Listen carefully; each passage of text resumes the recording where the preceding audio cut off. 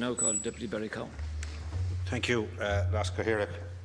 And can I join with my colleague, Deputy Moynihan, and indeed with Minister McAtee in welcoming the publication of this bill again, and indeed to pay tribute to my predecessors in my own party and others for the manner in which they sought to separate this bill from the initial dog breeding establishment bill as proposed by Minister Gormley, and to commend those who were behind separating that bill and empowering the then Minister for Agriculture in coming forward with this bill in order to regulate the greyhound industry.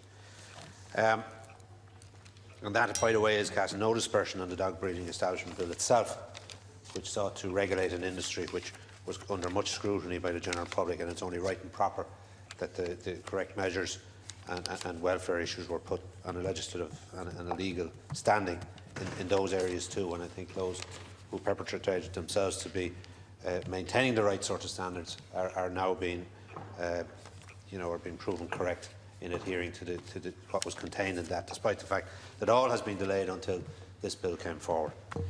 On the welfare side of things, this is another step which underpins significant welfare programmes that exist within the industry and within the guardians of the industry, namely Bord na Gan, the Irish Greyhound Board, and the Irish Coursing Club.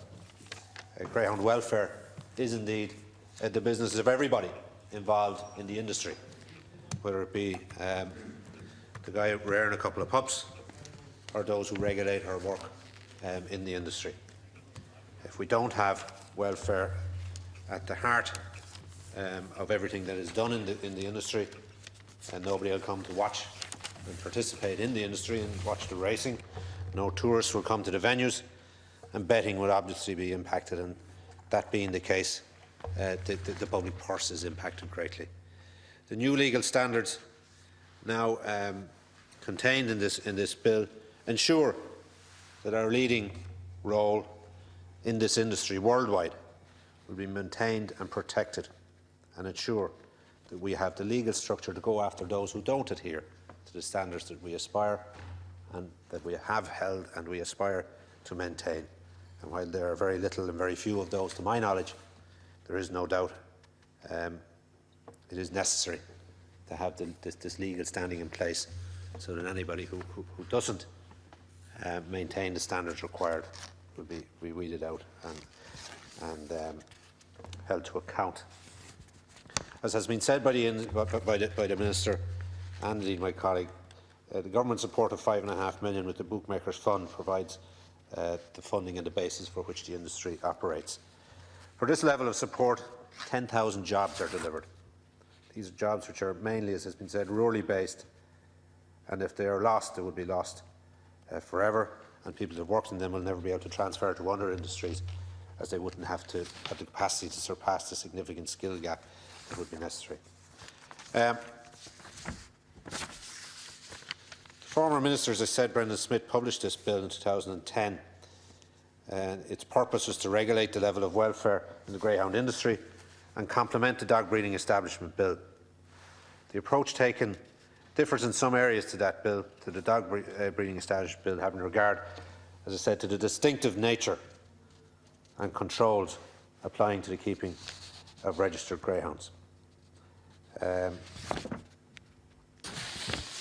greyhound industry is already, as has been said, has a system of self-regulation in place, whereas the dog breeding establishment bill provided for a whole new system of regulation around puppy farming, which, as I said, was unregulated up to then. And while it was agreed that the greyhound industry had a higher level of welfare overall, it was agreed that the voluntary system within the industry needed to be put on a legislative basis. Last year, Fine Gael and Sinn Féin voted against the dog breeding establishment bill, as they wanted to have the greyhound industry removed entirely from the bill. And following the passage of the Dog Breeding Establishment Act in 2010, it was agreed between the then Taoiseach and the Ministry of Environment to introduce separate legislation to regulate greyhounds within the context of the Greyhound Industry Act of 1958. Today, then, Fine Gael is bringing the very measures that they opposed in opposition only a few months ago. And the Minister has referred to the extensive consultations that took place with all the interested parties, such as the IGB, ICC, and representatives from the welfare sector, carried out during the period of the last government. However, Fine Gael constantly criticised what they said was a complete lack of consultation. But I'm prepared to forgive and forget, and you're welcome to Damascus. Some key summary items within the bill say that we obviously will enhance the welfare of greyhounds through the regulation of breeding establishments.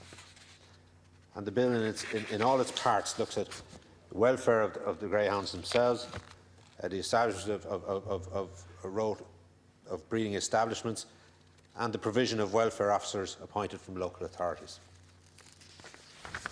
The Coursing Club, as has been said, identifies and registers greyhounds individually in the stud book, so to ensure the integrity of the racing system.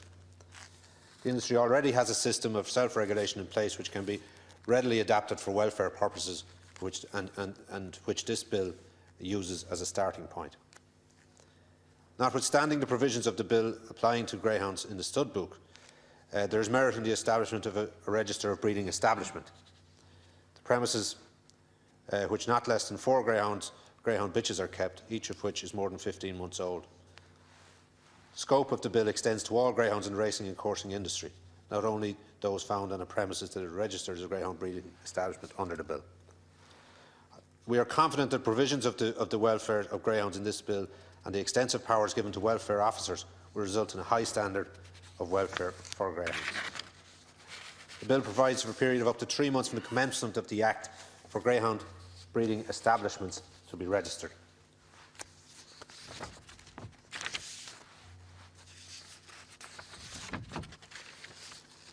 So while we welcome the bill itself and the methodology behind the bill and the manner in which it seems it cements what is a self-regulating industry with jurisdiction from the ICC and the IGB heretofore, as I said, there is extensive and extra legal powers given now to root out those who don't apply to the standards we have grown accustomed to and we accept.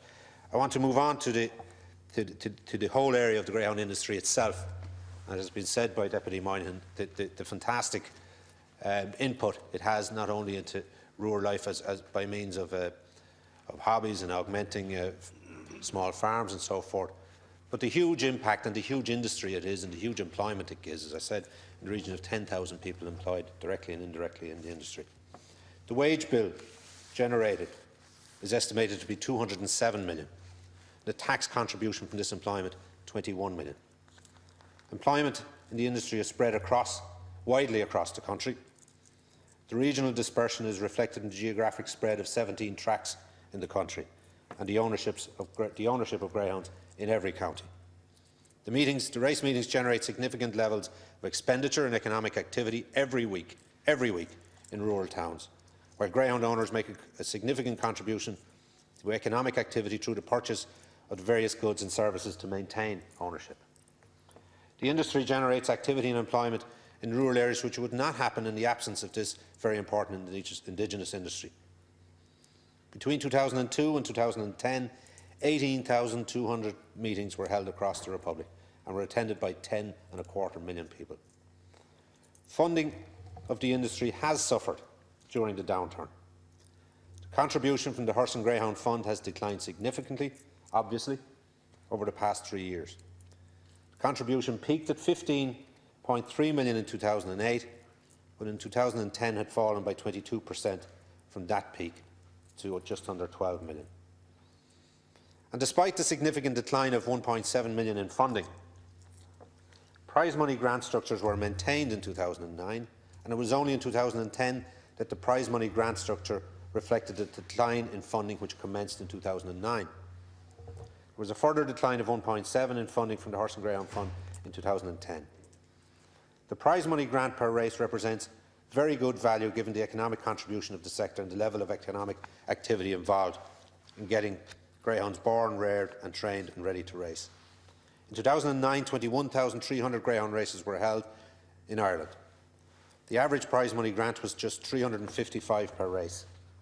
This small level of contribution per race represents good value for money given the economic and financial contribution that owners are competing in that race to the economy and getting their greyhound ready for the race. The total cost to greyhound owners each year of keeping the greyhound pipeline in operation is around 244 million.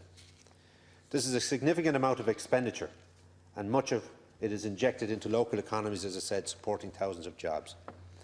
The Greyhound Board delivered a very comprehensive and impressive financial performance in recent years, despite the changed economic climate. Costs have been cut and greater efficiencies achieved, and the industry has been strongly supported. It has managed to deliver higher profits, more capital development and higher prize money between 2007 and 2010 than in the preceding four-year period, despite the very difficult economic environment. To sustain and grow the industry into the future, proper sustainable funding mechanisms will have to be put in place. Some of this will come from betting channels.